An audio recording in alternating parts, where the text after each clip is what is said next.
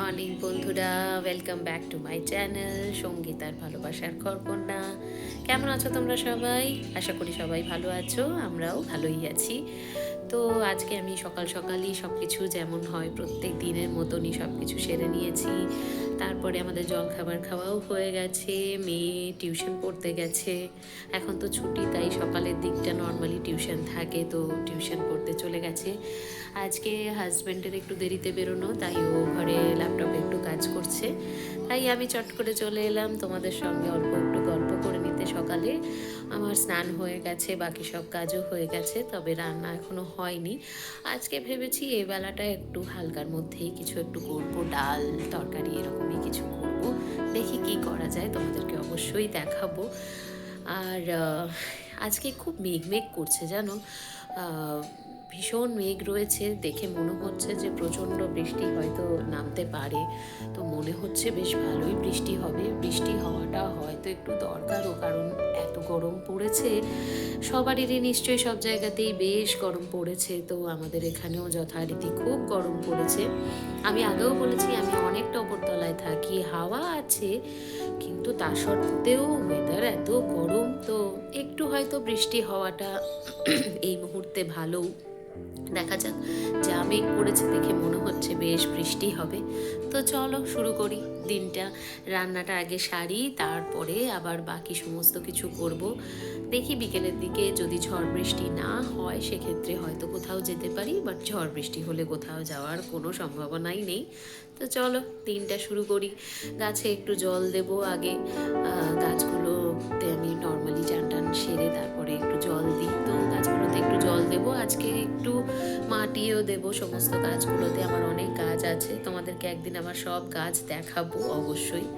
তো শুরু করি, চলো বাকি সব কাজগুলো সেরে আবার তোমাদের সঙ্গে দেখা হবে। দুপুরবেলা খাওয়া দাওয়া করতেই বুঝলাম প্রচণ্ড মেঘ করেছে, সকাল থেকেই অবশ্য মেঘ করে রয়েছে। তারপরে সোজা চলে এলাম বারান্দায়, দেখো কীরকম ঝড় উঠছে আর চারদিক একেবারে অন্ধকার। আমার গাছগুলোর দেখবে কি অবস্থায়, দেখো সব কীরকম দুলতে শুরু করেছে। আসলে অনেকটা উঁচুতে থাকি, তাই জন্যে ঝড় উঠলেই আমাকে সমস্ত নামিয়ে দিতে হয়। এই দেখো আমাদের ছাদ থেকে দেখা যাচ্ছে প্রচণ্ড তাণ্ডব শুরু হয়েছে, চারদিকেই হচ্ছে। তোমরা আমাকে জানিও কার কোথায় কীরকম বৃষ্টি হলো।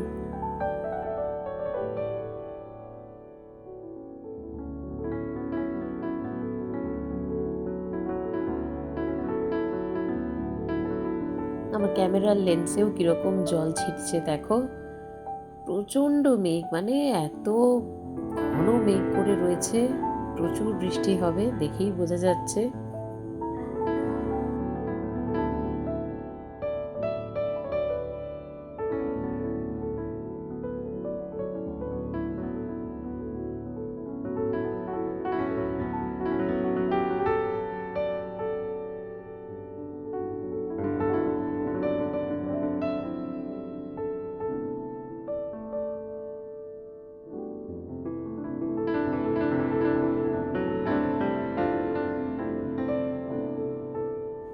বৃষ্টি তো হতে শুরুই হয়ে গেছে, তার সঙ্গে এত ঝড়ের দাপট তোমাদেরকে পারলে দেখাতাম। চারদিকে সব উল্টে পাল্টে কি অবস্থা হচ্ছে।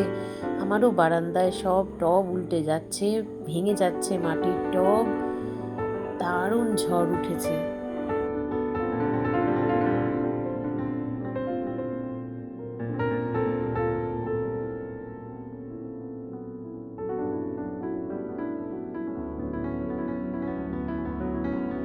তো এই ঝড় বৃষ্টির রাতে ভালো কিছু খেতে ইচ্ছে করলো, তাই চিকেনের থেকে ভালো অপশন তো আর কিছু হতেই পারে না। তো আমি চলে এলাম রান্নাঘরে বানাতে আজকে দই চিকেন। এখানে আমি টুকরো করে আলু কেটে রেখেছি, টমেটো কেটে রেখেছি, আর পেঁয়াজ আদা রসুন একসঙ্গেই বেটে রেখেছি। কড়াইতে আমি আজকে সাদা তেল দিয়েছি, আমি সাদা তেলেই আজকে রান্নাটা করব। তেলটা ভালো করে গরম হয়ে এলে আমি টুকরো করে কেটে রাখা আলুগুলো দিয়ে তার মধ্যে নুন হলুদ দিয়ে ভালো করে বেশ লাল লাল করে ভেজে নেব।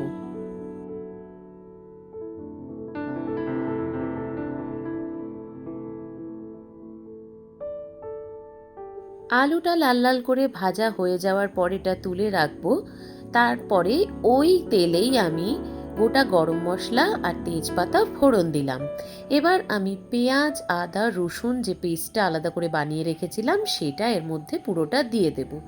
পেস্টটা দেওয়ার পরে আমি একটু নুন আর হলুদটা দিয়ে নেব, না হলে ভীষণ ছিটে আসে, তাই এটা দিয়েই আমি কষাবো। এরপরে আমি বাকি গুঁড়ো মশলাগুলো আস্তে আস্তে অ্যাড করে দেবো এর মধ্যে, যার মধ্যে রয়েছে বেসিক গুঁড়ো মশলা যেমন ধনে গুঁড়ো, জিরে গুঁড়ো, লঙ্কা গুঁড়ো। লঙ্কা গুঁড়োটা যে যেমন ঝাল খাবে সেই অনুযায়ী দিও। আর যেটা দেব, আমি সব রান্নাতেই দিই, অল্প একটু চিনি স্বাদের ব্যালেন্সের জন্যে। আর কাশ্মীরি লঙ্কা গুঁড়ো আমারটা শেষ হয়ে গেছিলো, অল্পই দিতে পেরেছি। তারপরে আমি টমেটো কুচিগুলো অ্যাড করে ভালো করে এটা কষিয়ে নেব।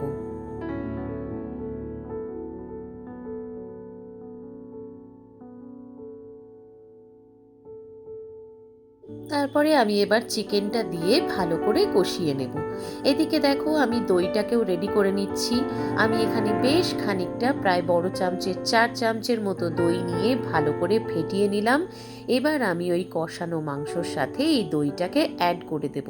যেহেতু এটা দই চিকেন, আমি এটা দইয়ের যে জলটা বেরোয় তার সঙ্গেই রান্নাটা করব, আলাদা করে কিন্তু কোনো জল আমি এর মধ্যে অ্যাড করছি না। দইয়ের সঙ্গে চিকেনটাকে ভালো করে কষিয়ে এবার আমি আলুগুলো দিয়ে দিলাম।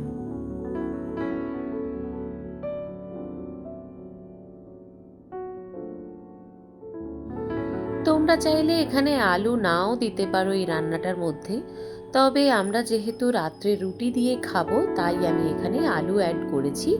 আর এমনিতেও আমরা আলু খেতে খুব ভালোবাসি, তাই আমি সব রান্নাতেই প্রায় আলুটা দিয়ে থাকি।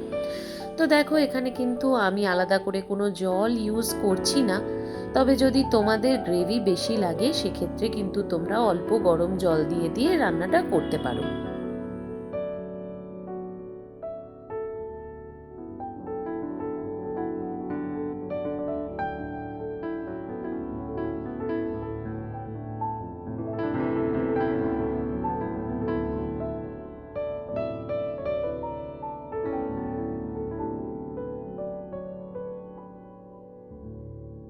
আমি অনেকক্ষণ কম আছে দেখো রান্নাটা করেছি, তাই আমার কতটা জল বেরিয়েছে। যেহেতু দই দেওয়া আছে, চিকেন থেকে এমনিই জল বেরোয়, তার মধ্যে দই দিয়েছি, তাই বেশ খানিকটা জলের কিন্তু আমার চিকেনটা সেদ্ধ হয়ে গেছে।